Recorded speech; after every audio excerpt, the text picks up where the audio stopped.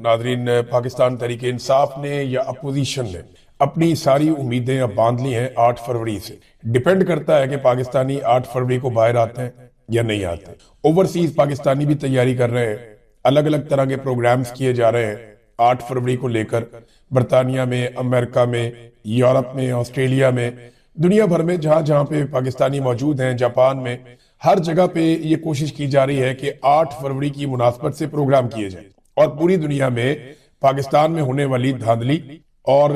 انسانی حقوق کی پامالیاں ہیں،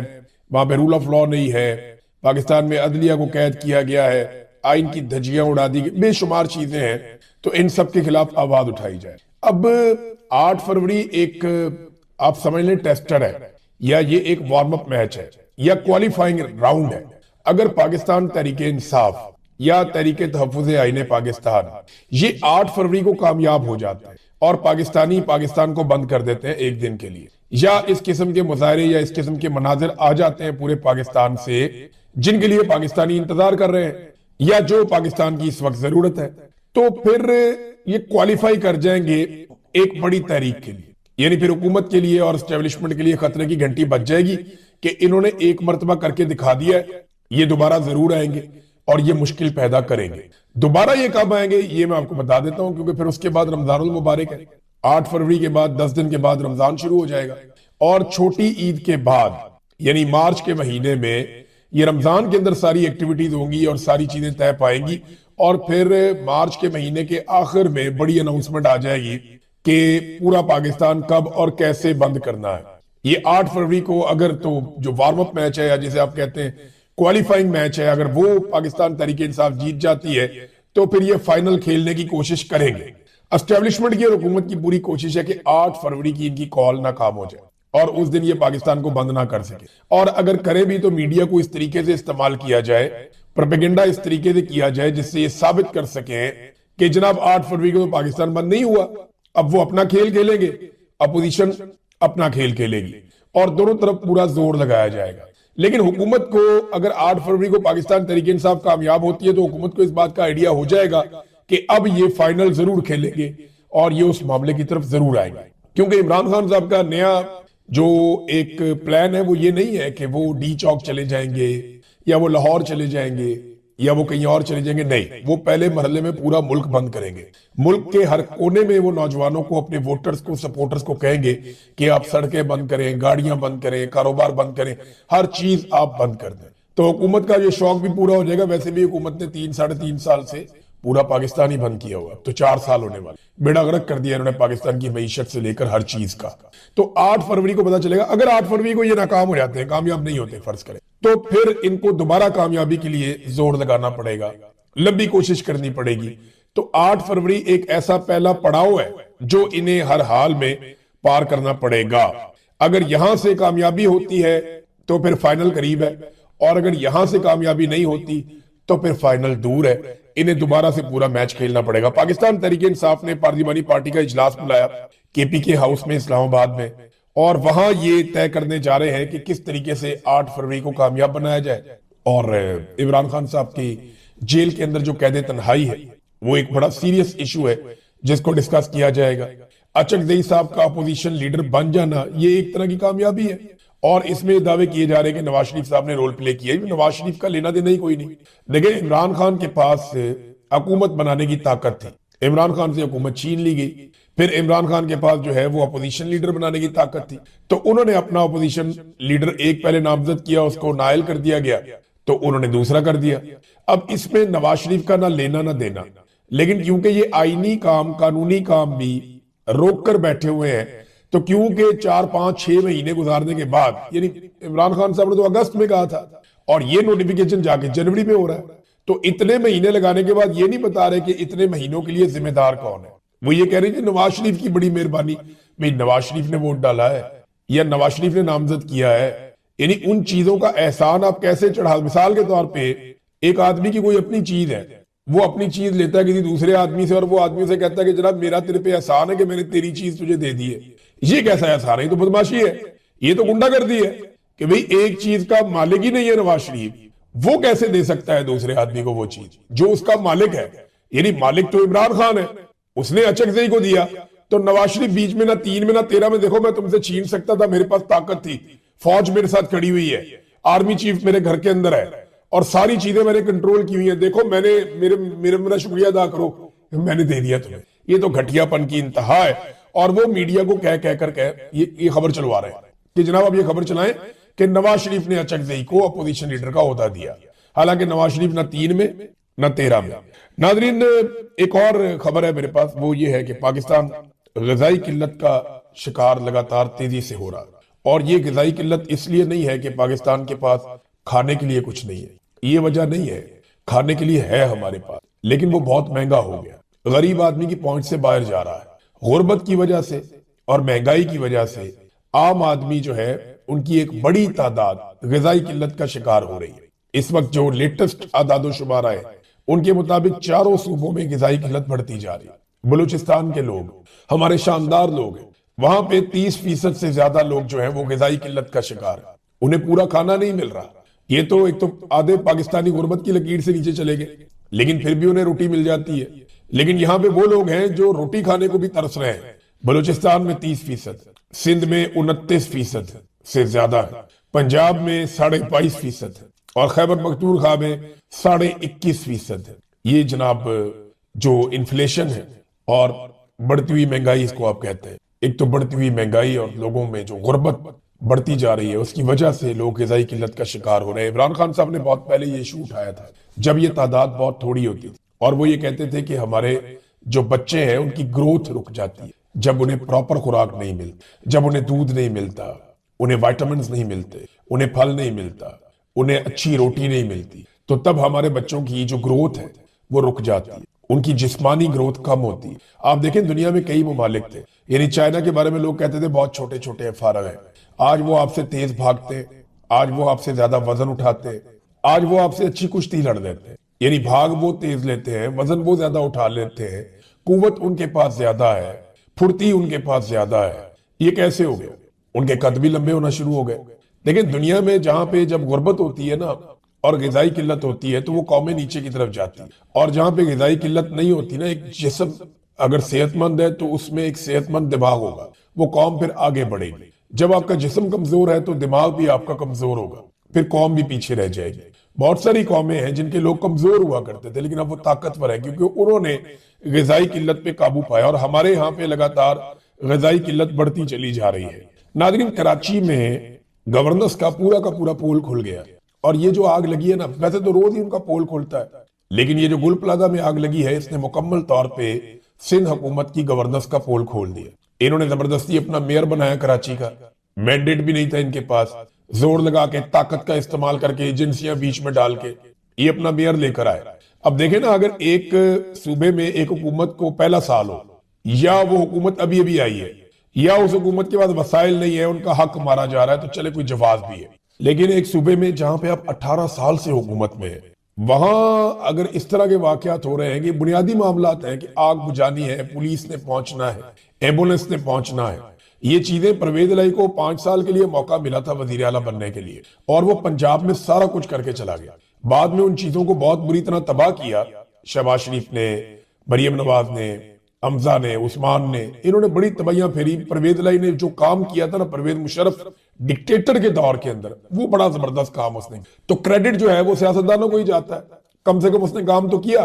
لیکن اب اگر آپ دیکھتے ہیں تو حالات پہلے سے برے ہیں۔ تو سندھ کے اندر 18 سال سے حکومت ہے پاکستان پیپلز پارٹی کی، ان 18 سالوں میں وہ بنیادی چیزیں نہیں کر سکے، اور جو آگ لگی ہے گل پلازہ میں اس میں اب تک کی اطلاع کے مطابق 26 افراد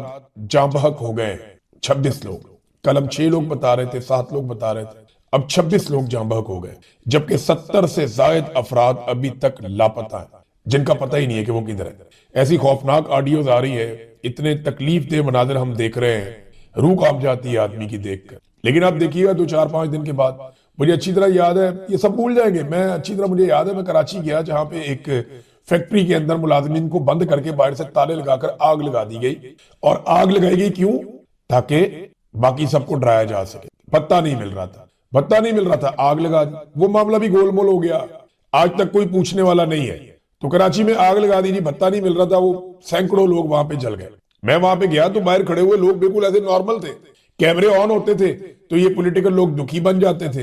कैमरे ऑफ होते थे तो पॉलिटिकल लोग ऐसे बिल्कुल नॉर्मल हो जाते थे, इन्हें परवाह ही नहीं थी। हम वहां पे खड़े होकर देख रहे थे कि ये क्या चल रहा है। तो कराची में और एमक्यूएम के लोग खास तौर पे, इन्होंने तो वहां पे घेरा डाला हुआ था। ये तो कहते थे जी बल्दिया फैक्ट्री वाली साइड पे हमने जाने ही नहीं देना किसी को। इनके कुछ ऐसे गुंडानमा लोग थे उस दौर के अंदर, इनका बड़ा तोती बोलता था, गैंग वॉर भी चलता था कराची में, तो ये तो हिलने नहीं दे रहे थे किसी को वहां पे कि जनाब हम किसी को नहीं आने देंगे, हम करेंगे फैसला, कौन आएगा कौन जाएगा, कौन फूल रखेगा। तो इन्होंने पूरा का पूरा निजाम जो है वो वहां पे जकड़ा हुआ था, किसी को आने नहीं दे रहे थे। तो अब जो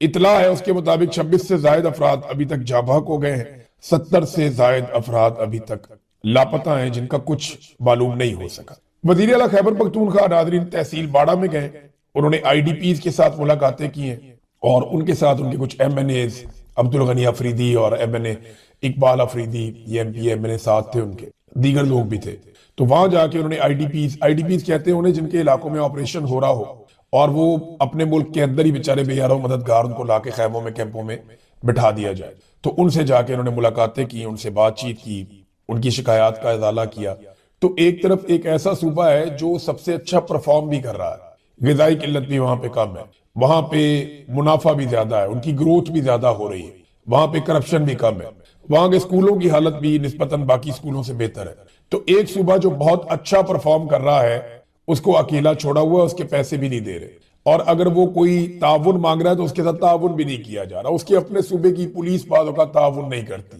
उसके अपने सूबे की इंतजामिया उसके साथ ताउन बाज़ नहीं करती, उसे दीवार के साथ लगाया हुआ है। पाकिस्तान की मिलिट्री एस्टेब्लिशमेंट, ये 4-5 जर्नैल मिलकर भी उसके खिलाफ हुए हुए और उसकी हुकूमत गिराने के दिन रात मंसूबे बनाते हैं और वो दिन रात अपनी आवाम के अंदर उनकी खिदमत के लिए मौजूद है। और दूसरी तरफ एक सूबा है जहां पे तबाही है, बर्बादी है, लेकिन उनके लिए एयरफोर्स के खसूसी तैयारे भी अवेलेबल है, उनके बच्चों की शादियों में आर्मी चीफ भी जाता है और उनके हर काम के अंदर जो है वो पूरा का पूरा मिलिट्री एस्टेब्लिशमेंट का इदारा खिदमत के लिए हाजिर हो जाता है और कोई उनसे पूछने वाला नहीं है। जनाब आप 2-2 हफ्ते गायब रहते हैं, बैरूनी दौरों पे आप चले जाते हैं, साथ अपने चीफ सेक्रेटरी भी ले जाते हैं और बैग उठाने वाली खवातीन भी ले जाते हैं, तो उनसे पूछने वाला भी कोई नहीं है। तो ये एक दोहरा मेयार है और इससे एक नफरत पाकिस्तान के अंदर बढ़ती चली जा रही है। लापता अफराद के लवाहिकीन नाज़रीन, क्योंकि मैंने आपसे प्रॉमिस किया कि जब भी कभी कहीं पे भी लापता अफराद के हवाले से खबर आएगी मैं आपके साथ शेयर करूंगा। ये चेहरे देखिए आप इन लोगों के, ये कितने मासूम लोग हैं बेचारे, इनमें खवातीन भी हैं, इनमें बुजुर्ग भी हैं, इनमें बच्चे भी हैं, जो लिख कर लेकर आए हैं कि जनाब आप हमारे जो प्यारे हैं उन्हें जबरी तौर पर लापता किया गया है, उन्हें छोड़ दें, उन्हें बाजियाब कर दें। ये सामने एक साहब खड़े हैं, कहते हैं मैं आर्मी चीफ आसिफ मुनीर साहब से आजिज़ाना अपील करता हूं कि मेरे भाई इफ्तिखार अहमद वल्द हमायूं को रिहा किया जाए, जिनको पेशावर हाई कोर्ट ने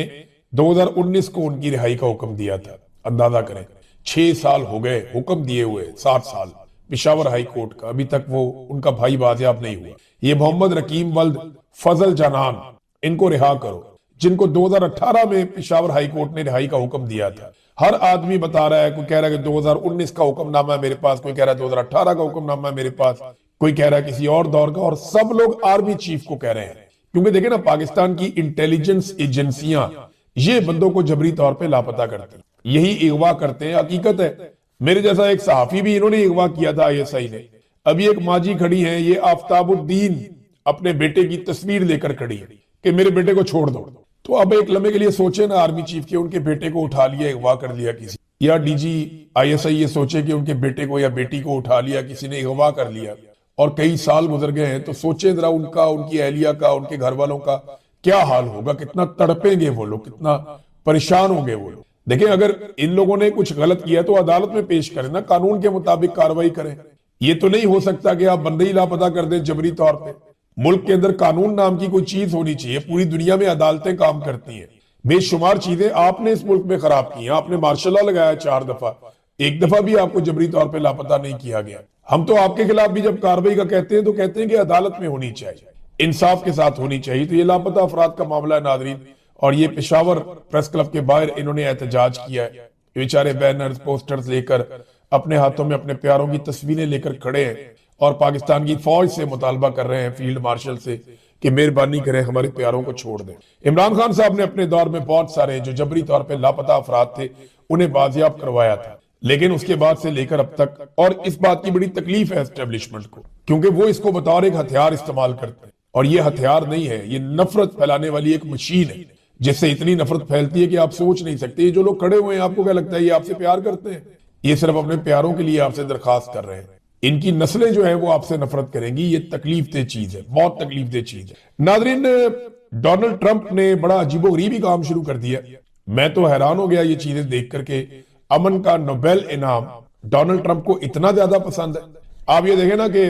عاصم منیر صاحب اور ان کے ساتھیوں نے ایک ایسا کمال اسیسمنٹ کیا تھا کہ انہیں یہ باریک نقطہ پہلے دن سمجھ آ گیا تھا کہ ڈونلڈ ٹرمپ کی کمزوری ہے امن کا نوبیل انعام۔ تو عاصم منیر صاحب نے فوری طور پہ ڈونلڈ ٹرمپ کے لیے امن کا نوبیل انعام کی نامزدگی پاکستان کی جانب سے کروا دی۔ پھر اسرائیل نے بھی کر دی، انہیں بھی پتہ چل گیا، اور کچھ اور لوگوں کو بھی۔ اب ڈونلڈ ٹرمپ کے لیے امن کا نوبیل انعام کیا ہے؟ ڈونلڈ ٹرمپ کا یہ سٹیٹمنٹ اسے بتاتا ہے۔ یورپ کو اس نے دھمکی لگائی ڈونلڈ ٹرمپ نے، انہوں نے کہا کہ خود کو اب صرف امن کا پابند نہیں سمجھتا۔ نوبیل کے نہ ملنے پر ٹرمپ کا لہجہ بدل گیا۔ یورپ کو دوبارہ ڈونلڈ ٹرمپ نے دھمکی لگا دی۔ انہوں نے ناروے کے وزیر اعظم کو، ناروے دیتا ہے نا، ناروے سے آتا ہے امن کا نوبیل انعام، وہاں پہ ایک کمیٹی ہے اور وہ بیٹھ کے یہ فیصلہ کرتی ہے، وہ پراپر ایک طریقہ کار ہے کہ کس کو امن کا نوبیل انعام دینا ہے۔ زیادتی بھی کرتے ہیں، غلط لوگوں کو بھی دے دیتے ہیں، بات ٹھیک ہے۔ اس مرتبہ جو دیا انہوں نے یہ غلط دیا ہے، اور اس سے پہلے بھی ایسی غلطیاں ہو چکی ہیں، اور وہ ثابت بھی ہو گیا کہ غلط دیا۔ وہ خاتون اٹھتی ہیں وینزویلا کی، وہ جا کے ڈونلڈ ٹرمپ کو پکڑا کے آ جاتی ہے کہ ایلو پڑھو۔ تو انہوں نے کہا جی کہ ناروے سے باقاعدہ لیٹر جاری ہوا، انہوں نے کہا جی دیکھیں بات یہ ہے کہ اس کو آپ علامتی طور پہ بھی کسی کو نہیں دے سکتے، یہ امن کا نوبیل انعام جسے دیا جاتا ہے یہ اسی کے پاس رہتا ہے ٹائٹل، آپ اسے علامتی طور پہ بھی کسی کو نہیں دے سکتے۔ تو ناظرین، ڈونلڈ ٹرمپ نے کہا، ناروے کے وزیر اعظم جوناس گار سٹورے کو لکھے گئے ایک خط میں کہی، اور انہوں نے کہا کہ نوبیل امن انعام نہ ملنے کے بعد اب وہ اپنے آپ کو صرف امن کے بارے میں سوچنے کا پابند نہیں سمجھتے۔ یہ گرین لینڈ کے حوالے سے ڈونلڈ ٹرمپ نے خط لکھا ہے، اور امریکی کنٹرول کے مطالبے کو بھی اس میں دہرایا گیا ہے۔ یعنی اگر ڈونلڈ ٹرمپ کو امن کا نوبیل انعام مل جائے تو پھر وہ گرین لینڈ کے اوپر قبضہ نہیں کرے گا، گرین لینڈ پہ حملہ نہیں کرے گا۔ یہ دیکھیں کتنی انٹرسٹنگ یہ خبر ہے کہ نارویجین وزیر اعظم، انہوں نے یہ بتایا کہ گزشتہ 6 ماہ کے دوران میرے اور ڈونلڈ ٹرمپ کے درمیان ہونے والی کئی ملاقاتوں اور گفتگوؤں میں نوبیل پرائز کا تذکرہ ہوتا رہا۔ جزوی طور پر یہ